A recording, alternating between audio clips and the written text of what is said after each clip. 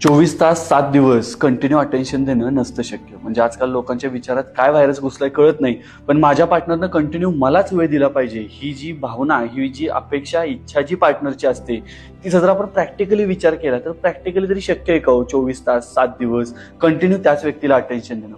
मुळात ज्या माणसाला स्वतःचं ध्येय, स्वतःचा पर्पज काहीतरी सापडलाय, अशा व्यक्ती त्याच्या ध्येयासाठी सतत प्रयत्न करत राहणार आहे. कोणीतरी स्पेशल माझ्या आयुष्यात आहे म्हणून सगळं बाजूला सोडून फक्त त्या व्यक्तीसोबत वेळ घालवणं त्या व्यक्तीला नाही पटत.